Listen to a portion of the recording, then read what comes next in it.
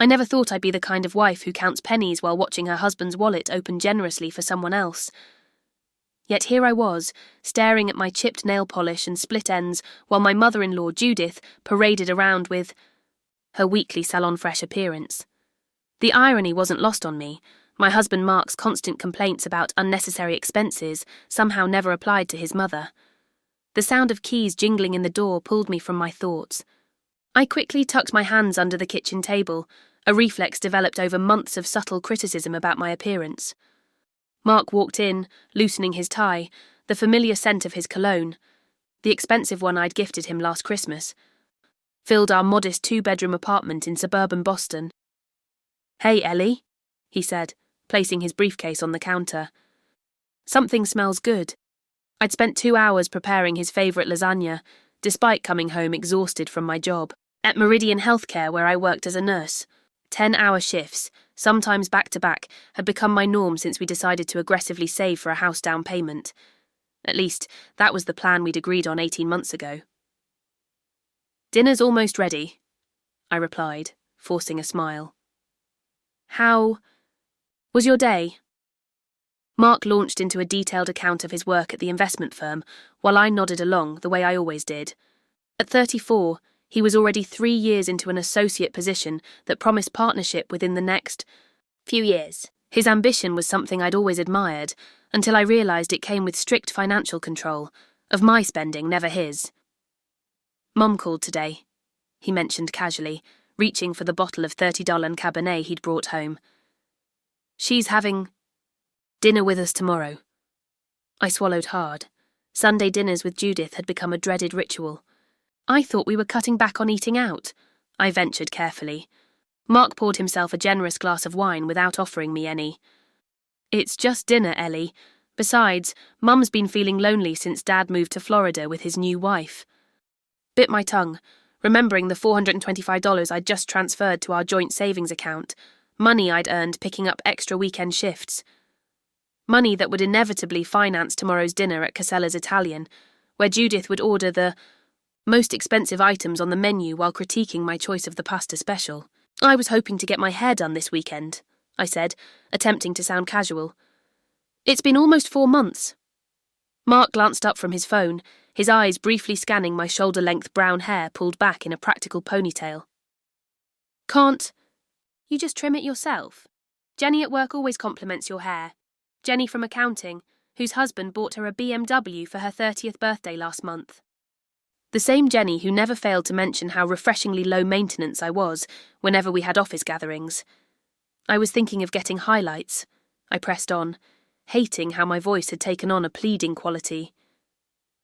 "The summer season's coming up and—" "Ellie," Mark interrupted, his tone carrying that familiar edge of irritation.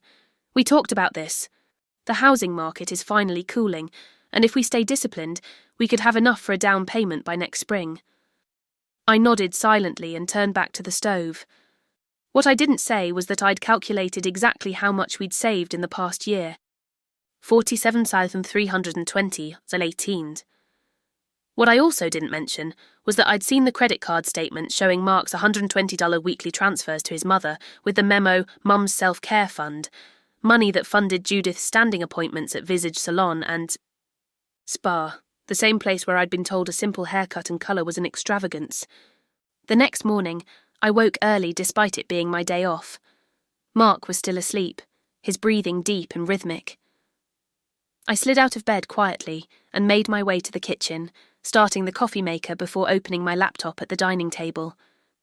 The apartment was peaceful at 6:15 a.m., golden morning light filtering through the blinds we'd installed together when we first moved in 3 years ago.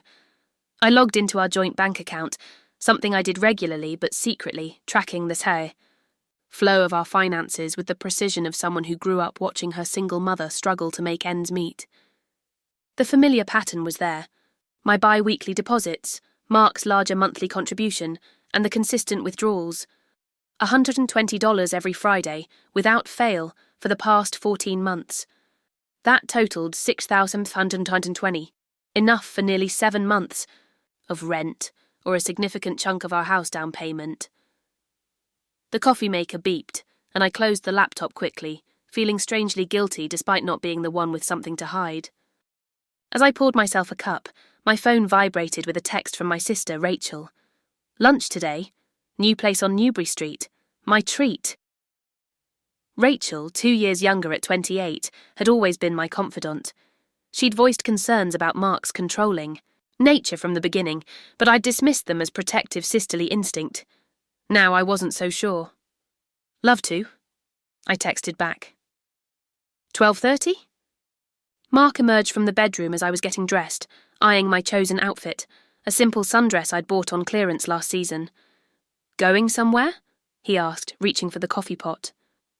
"Just lunch with Rachel," I replied, applying a thin layer of mascara in the hallway mirror. "Her treat," he nodded approvingly. "That's nice. Don't forget we're meeting Mum at 7. I forced another smile, the muscles in my face straining with the effort. I remember. The restaurant Rachel had chosen was bright and airy, with large windows overlooking the bustling street. My sister waved enthusiastically from a corner table, her vibrant red hair, professionally coloured and styled, I noted with a twinge of envy, drawing attention. "You look tired," were her first words as I sat down. No preamble, just Rachel's characteristic directness. "Charming as always," I laughed, reaching for the water glass. "Seriously, Ellie, those dark circles are telling a story, and it's not a fairy tale." She leaned forward, lowering her voice despite the ambient noise of the crowded restaurant. "Is it still the same situation with Mark?" I sighed, suddenly finding the menu intensely interesting. "It's fine, Rach. We're saving for a house." "Right, the mysterious house fund that keeps growing but never gets used." She rolled her eyes. "Meanwhile, you're working 60-hour weeks and can't even get a decent haircut." "It's not that simple." "It actually is," Rachel interrupted, her green eyes, so like mine, flashing with irritation. "You contribute equally to expenses, despite the fact that he makes almost twice what you do. You pick up extra shifts to add to your savings, while he what?" I challenged, feeling defensive despite knowing she was right. Rachel took a sip of her wine, studying me over the rim of her glass. "While he controls every penny and makes you feel guilty for wanting basic things like salon visits. Tell me, does his mother still get her weekly spa treatments?" The direct hit made me flinch. "How did you know about that?" "I ran into her at Visage last week. She was very chatty about her standing Saturday appointment that her thoughtful son pays for." Rachel's voice dripped with sarcasm. "Apparently she gets the works. Cut, colour, mani-pedi, the occasional facial." My stomach tightened. Maybe she pays for it herself. With what money, Ellie? Everyone knows Richard left her with nothing but the house after the divorce, and that barely covers her property taxes. Rachel reached across the table and squeezed my hand. "Mark is funding his mother's luxury lifestyle while making you feel guilty for wanting a $75 haircut. Do you not see how messed up that is?" I pulled my hand away, uncomfortable with the truth laid so bare. "We have different financial priorities right now." "No, he has priorities, and you're expected to fall in line." Rachel signalled the waiter for another glass of wine. What happened to the Ellie who put herself through nursing school? Who didn't take crap from anyone? The question stung because I'd been asking myself the same thing. When had I become this version of myself? Timid, always accommodating, grateful for crumbs of approval. "I love him," I said weakly. "I know you do." Rachel's voice softened. "But love shouldn't mean becoming invisible. When was the last time? You bought something just for you without feeling guilty." I couldn't remember, and that realisation hit me like a physical blow. "Look," Rachel continued, her tone gentler now. "I'm not saying Mark is a villain. He probably doesn't even realise what he's doing. Men like him, raised by women like Judith, they absorb certain expectations about marriage, about wives." "What are you suggesting?" I asked, finally meeting her gaze. "I'm suggesting you stop asking permission to exist, Ellie." She pulled out her phone and opened an app. "In fact, I made you an appointment at my salon for 3:30 today. My gift to you." panic fluttered in my chest. I can't. Mark would what? Rachel challenged. Ground you? Take away your allowance? You're a 30-year-old woman with a career, not a child. She was right, and we both knew it. The realization was both liberating and terrifying. The salon was nothing like I remembered from my infrequent visits over the years. Modern, with sleek fixtures and the scent of expensive products in the air. My stylist, Anton, circled me with a critical eye that held no judgment, only professional assessment. The shape is all wrong for your face, he declared, lifting sections of my hair. And this colour, so flat. You have beautiful bone structure, but this... He made a dismissive gesture. It does nothing for you. 3 hours later, I barely recognised myself in the mirror. Anton had transformed my dull brown hair into a rich, multidimensional caramel with delicate highlights framing my face. The cut was shorter than I'd worn in years, falling just below my jawline in soft layers that emphasised my cheekbones.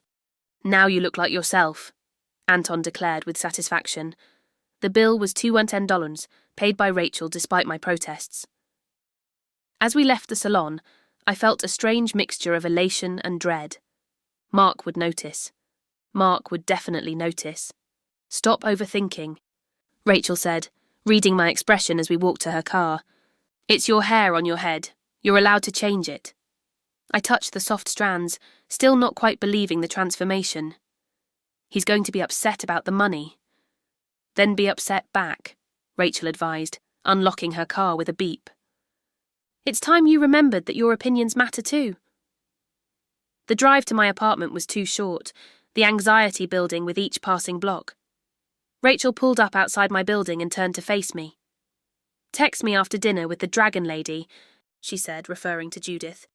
And remember, you look amazing, and that's allowed. I nodded, summoning courage from somewhere deep inside. Thanks, Rach, for everything. That's what sisters are for, she replied with a wink. Now go show your husband what he's been missing.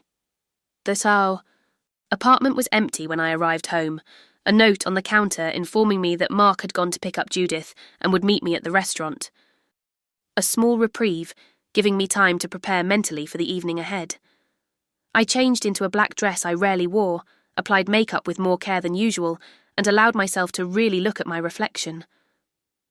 The woman staring back at me was someone I hadn't seen in a long time. Confident, attractive, with a spark in her green eyes that had been missing for years. For the first time in months, I felt like myself again.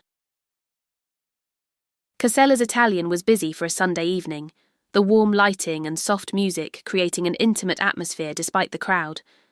I spotted Mark and Judith at our usual table near the back, their heads bent in conversation. Taking a deep breath, I made my way through the restaurant, aware of a few appreciative glances that would have embarrassed me before, but now felt validating.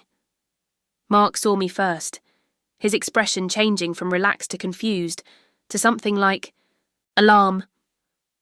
He stood automatically, a gesture of the good manners his mother had instilled in him. Ellie, he said, his voice carrying a note of uncertainty. What did you do to your hair? Before I could answer, Judith turned in her seat, her perfectly manicured hand clutching her ever-present glass of Chardonnay. Her salon fresh bob gleamed under the restaurant lights, not a strand out of place. Oh my, she said, eyes widening. That's quite a change. I smiled, the gesture more genuine than any I'd managed in weeks. Rachel treated me to a salon day, I said, taking my seat opposite them. Anton thought it was time for something new. It must have been expensive, Mark said immediately, his brow furrowed. Those places on Newbury Street charge a fortune. It was a gift, I repeated, opening my menu, though I already knew what I would order. Rachel insisted. Judith made a small noise that might have been disapproval. It's very modern, she said finally, though perhaps a bit severe for your face. Shape. I took a sip of water, letting the comment roll off me like it was nothing. Actually, Anton said this cut specifically complements my bone structure. But everyone has different tastes. The subtle challenge in my voice was new, and I saw it register with both of them. Mark shifted uncomfortably while Judith's lips pressed into a thin line. "Well, I suppose if you're happy with it," she said dismissively. "Mark, darling, did you tell Ellie about the country club membership we discussed?" I looked up sharply. "Country club membership?" Mark cleared his throat, clearly wishing to be anywhere else. "Mum thought it might be good networking for my career. Parkland Hills has a lot of senior partners as members." "Parkland Hills," I repeated slowly. "The one with a $30,000 initiation fee plus monthly dues?" Judith waved a hand adorned with a diamond tennis bracelet, another recent acquisition I suddenly wondered about.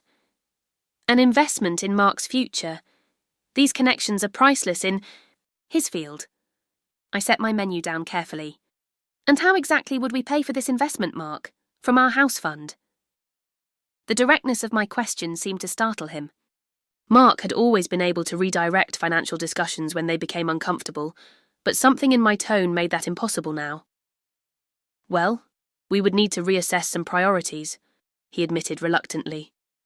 "But Mum thinks I'm more interested in what you think," I interrupted, surprising even myself with my firmness. "Especially since we've been saving so diligently for our down payment. You know, the one that means I can't spend $75 on a haircut every few months, but apparently can cover a country club membership." A tense silence fell over the table. Judith looked between us, her expression calculating. "Perhaps I should give you two a moment," she said, though she made no move to leave. "That's not necessary," I replied smoothly. "We're all family here, right? No secrets." Mark's face had taken on a flush that spread from his collar upward. "Ellie, this isn't the place." "It's never the place, is it?" I continued, my voice low, but steady. "Not at home, not in private, and certainly not in front of your mother. So when exactly is the right time to discuss why you transfer $120 to her every week for salon visits, while telling me we can't afford for me to get a simple haircut?" The bomb dropped, and the silence that followed was deafening. Judith's mouth opened and closed like a fish out of water, while Mark's flush deepened to a concerning shade of crimson. "You've been checking my private transactions," he finally managed, his voice strained. "They're hardly private when they come from our joint account," I pointed out. "The one I deposit more than 40% of my income into, despite making significantly less than you." Judith recovered first, her voice taking on the patronising tone I'd grown to detest. "Mark is simply being a good son. My self-care is important for my mental health since your father-in-law abandoned me." "Ex-father-in-law," I corrected automatically. "And I don't begrudge you self-care, Judith. What I question is why Mark's mother's self-care comes at the expense of his wife's." Mark looked physically pained. "That's not fair, Ellie. It's different."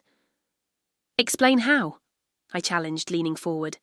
"Explain to me why your mother deserves weekly salon visits funded by our joint savings, while I'm made to feel selfish for wanting a haircut twice a year." The server appeared at that moment, his professional smile faltering as he sensed the tension. "Are you ready to order, or should I give you a few more minutes?" "We'll need a few minutes," Mark said quickly. Once the server retreated, Mark lowered his voice. "I can't believe you're creating this scene in public. And I can't believe you've been lying to me about our finances for over a year," I countered. $6,720, Mark. That's how much you've given your mother for spa days while making me feel guilty for basic grooming." Judith's perfectly penciled eyebrows rose. "You've been keeping track? How calculating?" "I'm a nurse, Judith. Precision is part of my job." I turned my attention back to Mark. "I want to know why. Why the double standard? Why the secrecy?" Mark ran a hand through his hair, a gesture of frustration I recognised well. Mum needs these things. Her social circle, her friends, appearances, matter in her world. "And they don't in mine?" I asked quietly. "That's different," he repeated lamely. "You're practical. It's one of the things I've always loved about you. You don't need all that superficial stuff." The realisation hit me then. Mark had never seen me as equal to his mother, or even as a full person with desires and needs of my own. I was the practical wife, The nurse, the saver, the responsible one, not someone deserving of indulgence, or beauty or self-expression. I think I need some air, I said, standing abruptly. Order whatever you'd like.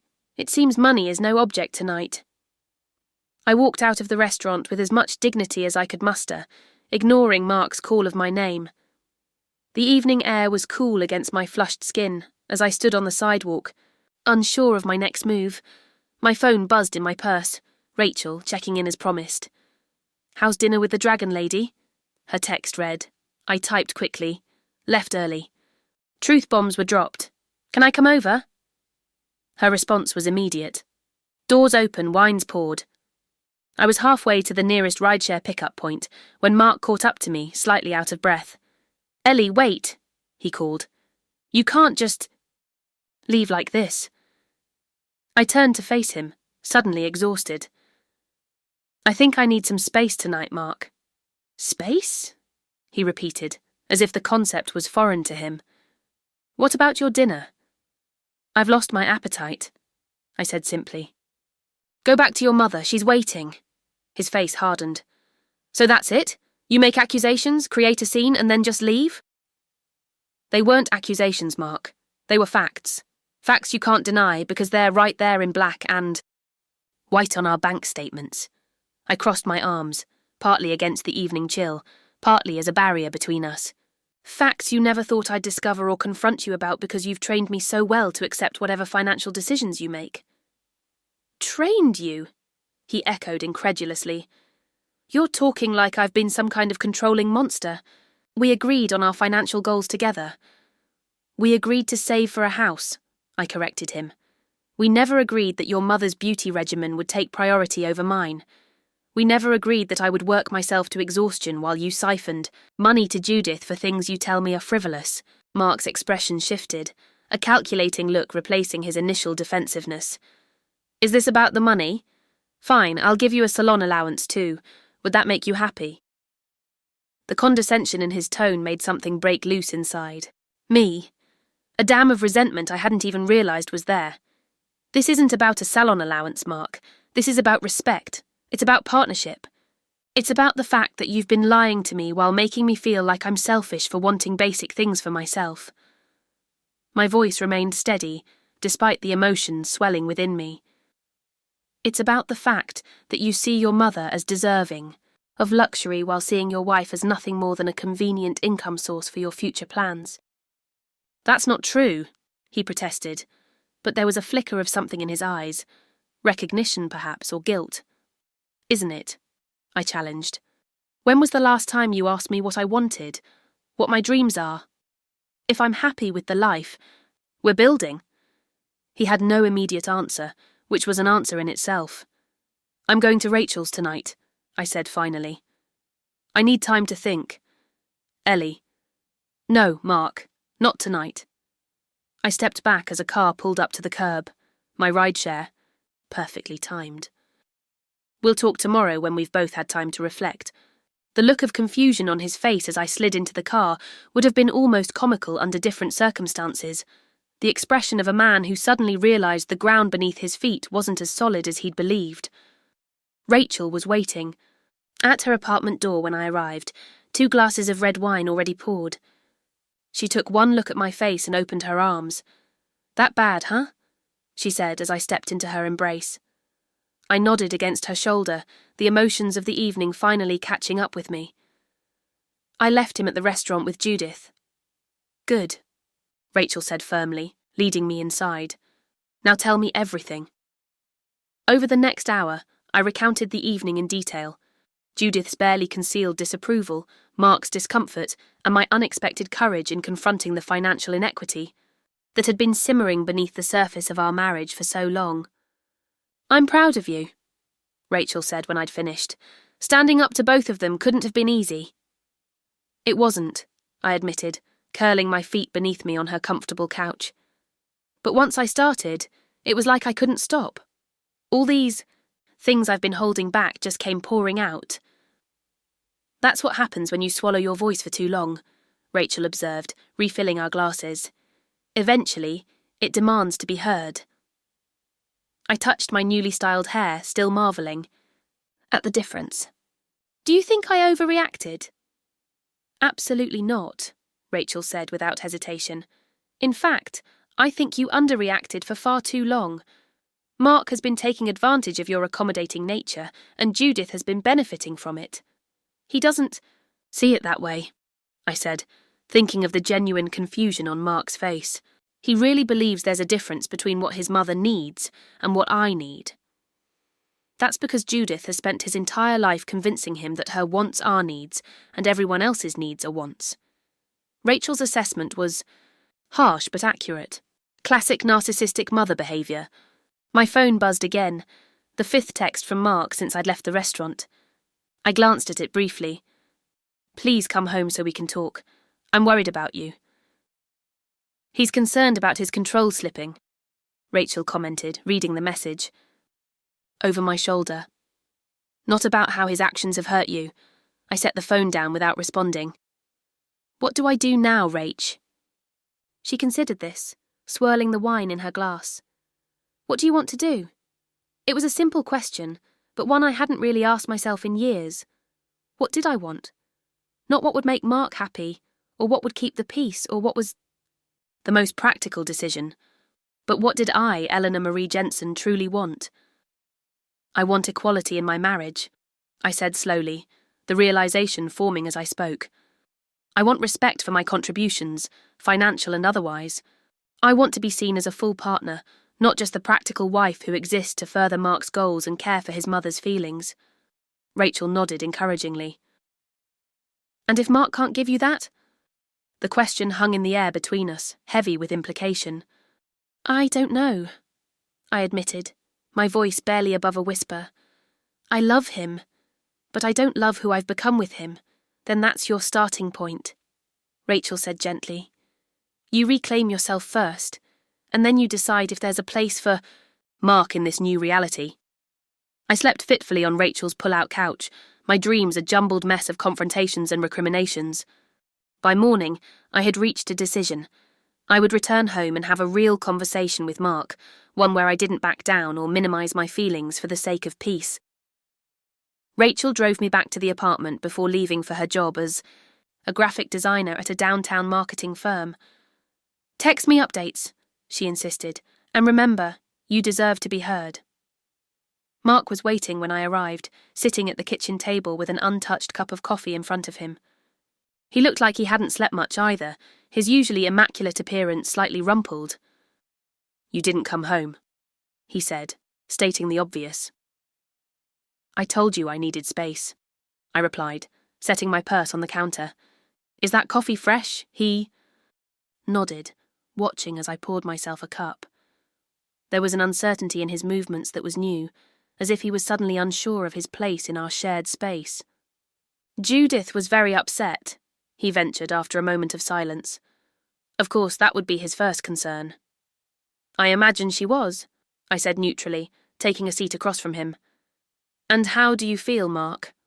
The question seemed to catch him off guard. Confused, he admitted. I don't understand where all this came from. You've never had a problem with our financial arrangements before. I've never expressed a problem, I corrected him. That doesn't mean I haven't felt it. Mark ran a hand over his face, looking genuinely bewildered. But why now? What changed? I touched my hair reflexively. I changed. Or rather, I remembered who I used to be before I started shrinking myself to fit into the box you designed for. Me! That's not fair, he protested. I've never tried to control you. Not overtly, I agreed.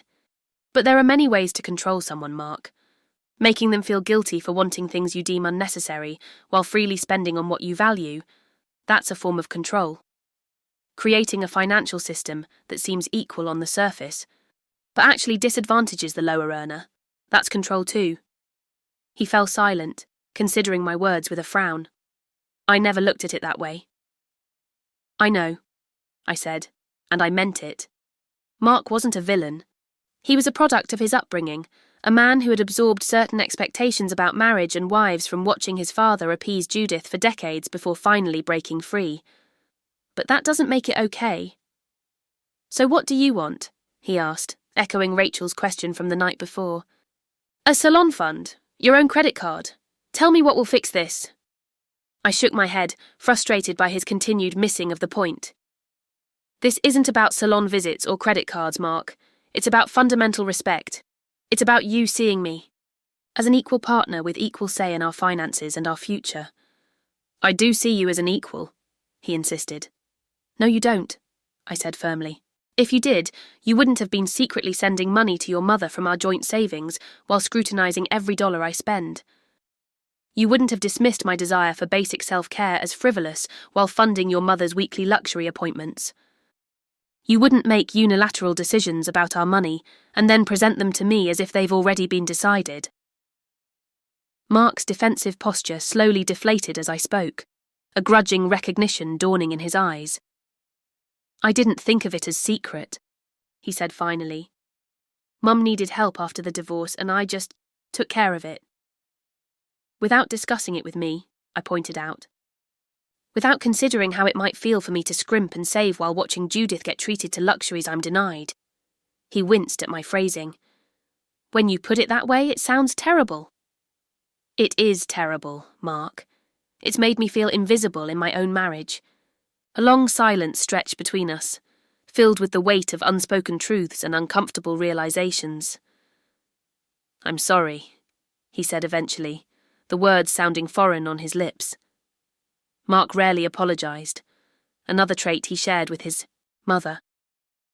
I never intended to make you feel that way. I know, I said again, because I did. Mark wasn't deliberately cruel.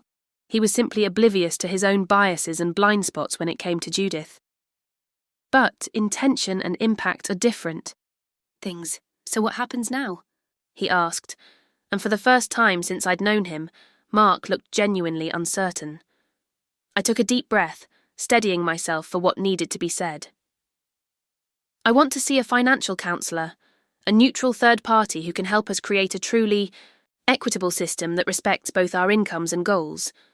Mark nodded slowly. Okay. I want complete transparency about where our money goes, all of it, including what you send to Judith.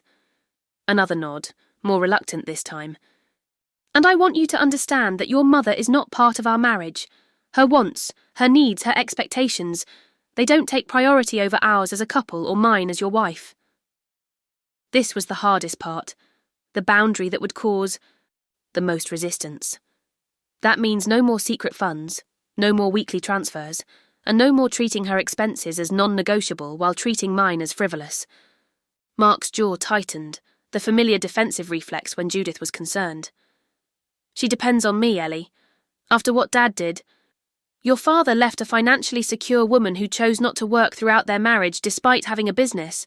Degree, I interrupted, no longer willing to accept the victim narrative Judith had crafted.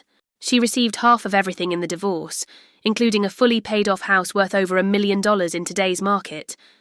She is not destitute, Mark. She's manipulative. The harsh assessment hung in the air between us.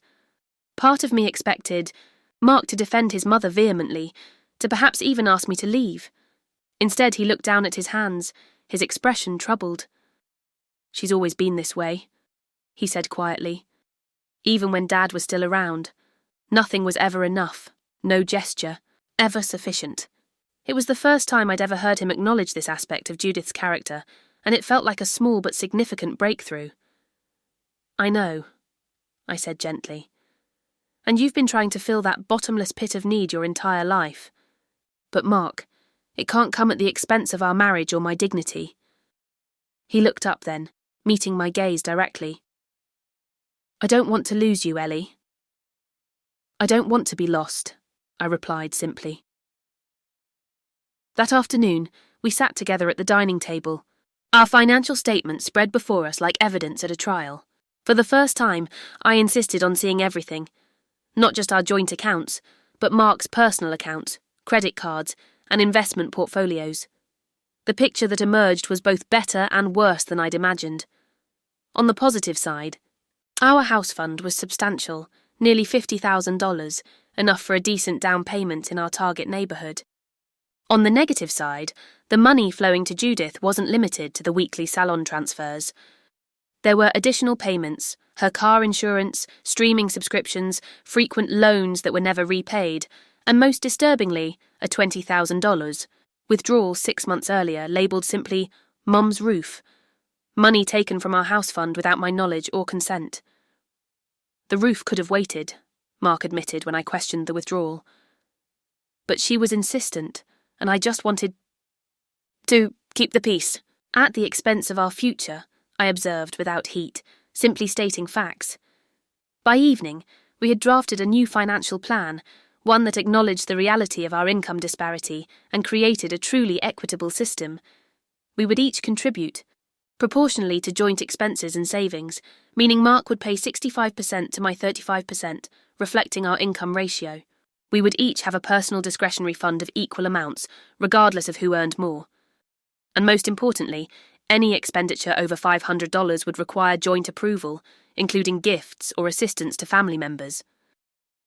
Judith won't like this, Mark said as we finalised the details. Probably not, I agreed. But this isn't about Judith. It's about us and our marriage. I'll talk to her, he promised, though the trepidation in his voice was clear. We'll talk to her, I corrected, firmly. Together. This needs to be a united front, Mark. He hesitated, then nodded. Together. That night, as we lay in bed side by side, a cautious optimism had replaced the tension of the past 2 days. Things weren't perfect. We had years of ingrained patterns to unlearn, but for the first time in our marriage I felt truly seen. Your hair really does look beautiful, Mark said unexpectedly, reaching out to touch a strand that fell across my pillow. It suits you. I smiled in the darkness. Thank you. It feels good to look like myself again. He was quiet for a moment, his hand finding mine beneath the covers. I'm sorry I made you feel like you had to be less than yourself to fit into our life together. I'm sorry I let it happen, I replied, acknowledging my own role in the dynamic we'd created. But I'm not sorry I finally spoke up. I'm not either, he said, surprising me. It was overdue. The confrontation with Judith came sooner than expected. She arrived unannounced at our apartment the following evening, her expression set in the martyred look she had perfected over decades of emotional manipulation. Mark hasn't been answering my calls, she announced, as she brushed past me into the living room. I've been worried sick. Mark emerged from the home office, his posture stiffening at the sight of his mother. Mum, we weren't expecting you. Clearly, she said, her gaze sweeping critically over our casual attire, sweatpants and t-shirts, comfortable clothes for a quiet evening at home. I needed to make sure you were all right after Ellie's outburst at dinner. I closed the door with deliberate calm. It wasn't an outburst, Judith. It was a long overdue conversation. She ignored me, focusing entirely on Mark. Darling, I know things have been stressful at work. If this is about the money for the salon, you know I'd never want to be a burden. I can always cut back on my appointments if things are tight right now. The calculated performance was so transparent it was almost comical. Mark glanced at me, and I saw a new awareness in his eyes, recognition of the manipulation tactics he'd previously been blind to. Actually, Mum, Ellie and I have been talking, he said, his voice steadier than I expected. We've restructured our finances to better reflect our partnership, and part of that includes being more mindful about how we support extended family. Judith's perfectly arranged features froze. Extended family? I'm your mother, Mark. Yes, you are, he agreed, and I love you. But Ellie is my wife, and our marriage has to come first. The look of shocked betrayal on Judith's face would have made me feel guilty just days ago. Now I recognised it for what it was, the reaction of someone who had always gotten her way suddenly facing a boundary. I see, she said coldly. So this is what it's come to. After everything I've done for you, after raising you alone. Dad paid child support and took me every weekend until I was 18. Mark interrupted. Another first.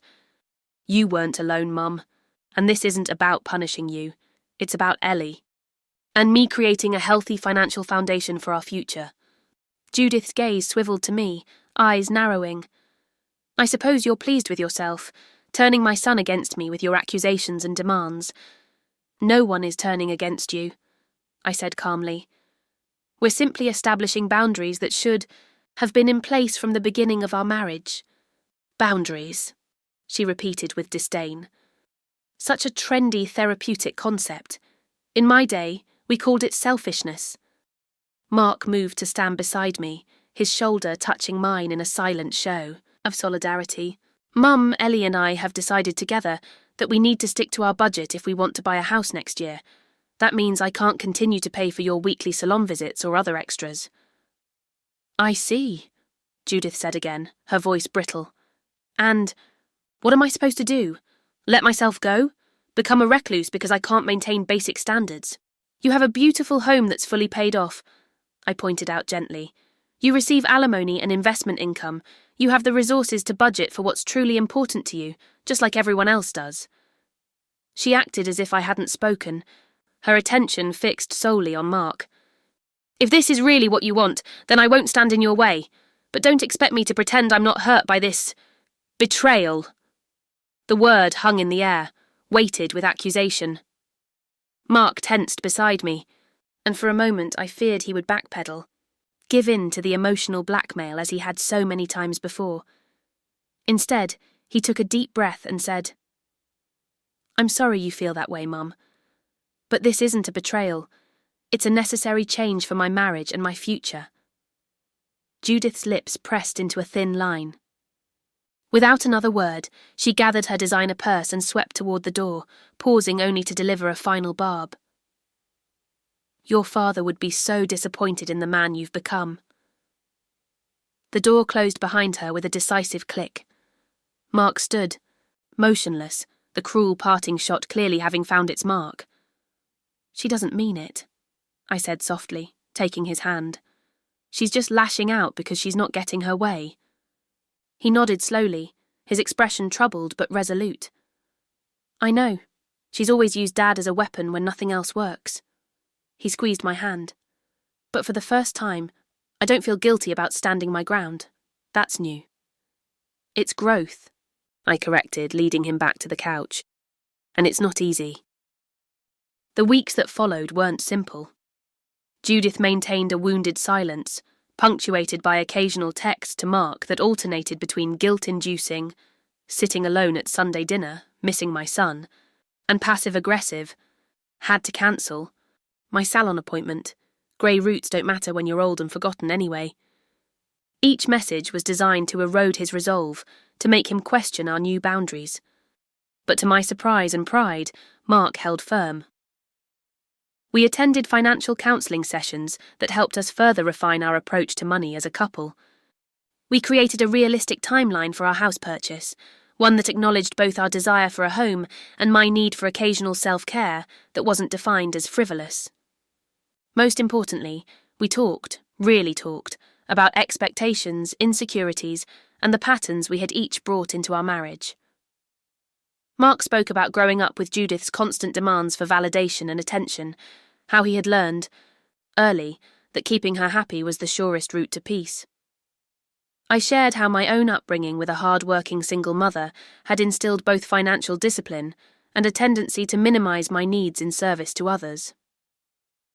We're quite a pair, Mark observed one evening as we reviewed our newly balanced budget, both trying so hard not to rock the boat that we nearly sank it. But we didn't, I reminded him, feeling a surge of pride in how far we'd come in just 2 months. We're swimming pretty well now, I think. The most surprising development came in early August, when Judith called to invite us to dinner. Her treat, she insisted. Mark was sceptical, suspecting another attempt at emotional manipulation, but I encouraged him to accept. People can change, I said, though I harboured my own doubts. At least give her the opportunity to try. The restaurant she chose was more modest than her usual preferences, a charming Italian bistro, rather than the upscale establishments she typically favoured. Judith was already seated when we arrived, looking different somehow. Her hair, slightly less perfect, her outfit elegant but not ostentatious. "Thank you for coming," she said, the typical edge absent from her voice. "I've missed you both." Mark's surprise at her conciliatory tone was evident as he took his seat. "We've missed you too, Mom." Dinner proceeded with unexpected pleasantness. Judith asked about my work at the hospital, showing more genuine interest than she had in the 3 years I'd known her. She mentioned joining a book club at the local library. It's free entertainment and the conversations are stimulating, and taking cooking classes at the community centre.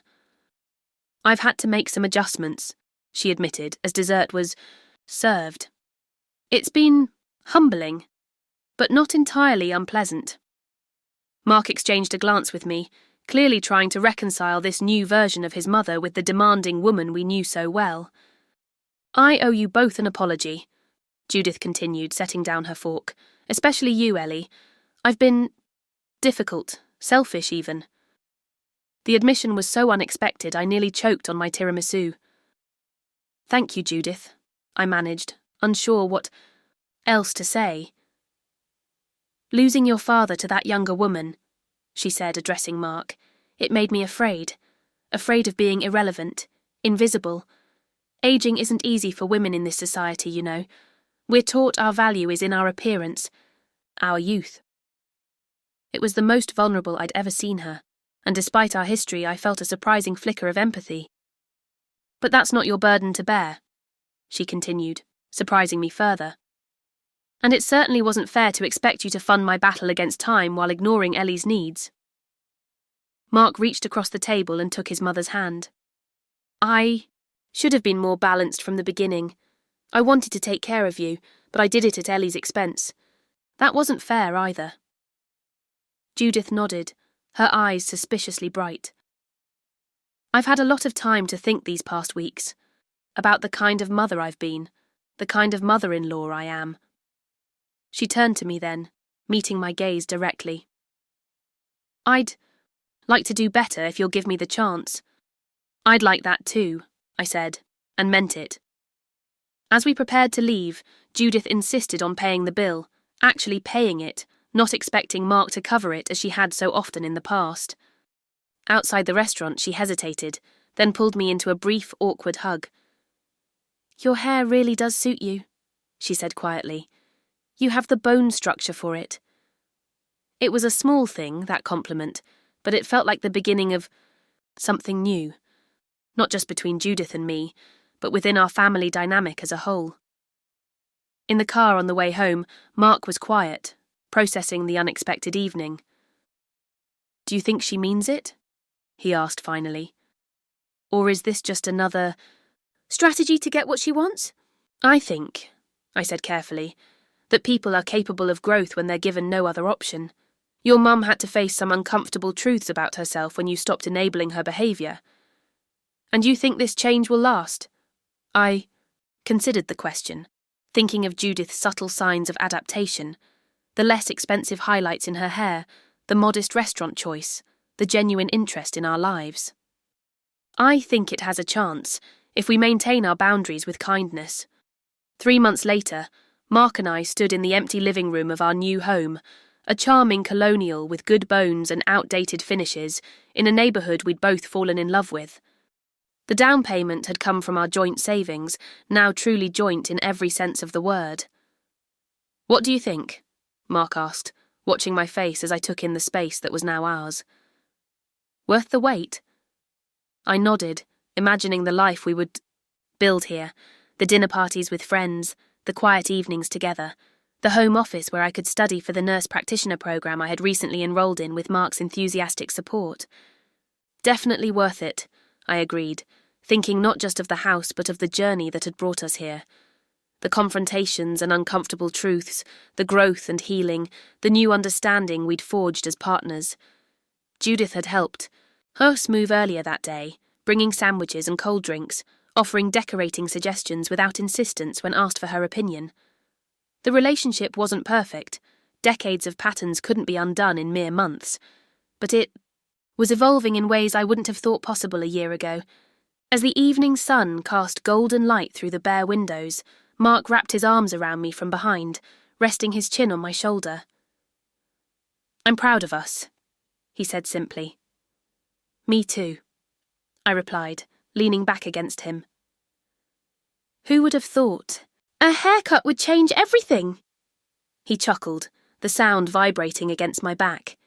It wasn't the haircut, it was you remembering your worth. I turned in his arms, meeting his gaze. And you remembering that marriage means putting us first. Us first, he agreed, sealing the promise with a kiss. Later that week, as we unpacked boxes in our new kitchen, my phone chimed with a text. From Rachel. How's the new place? Need help with anything? I snapped a quick photo of the chaos around us, half-unpacked dishes, mismatched furniture, and Mark dancing ridiculously to the radio while assembling a bookshelf. Perfect mess, I wrote back. Never been happier. And it was true. The journey, from silent resentment to honest partnership, hadn't been easy or straightforward. There had been uncomfortable confrontations, painful realizations, and moments of doubt along the way. But standing in our imperfect new home with a husband who now truly saw me, and a mother-in-law who was learning to respect boundaries, I knew that the most important thing I'd gained wasn't a balanced budget or a salon fund or even a house. It was my voice, clear, confident, and finally heard. If you like this story, please like this video, subscribe to the channel and share your guitar impressions of this story in the comments. To listen to the next story, click on the box on the left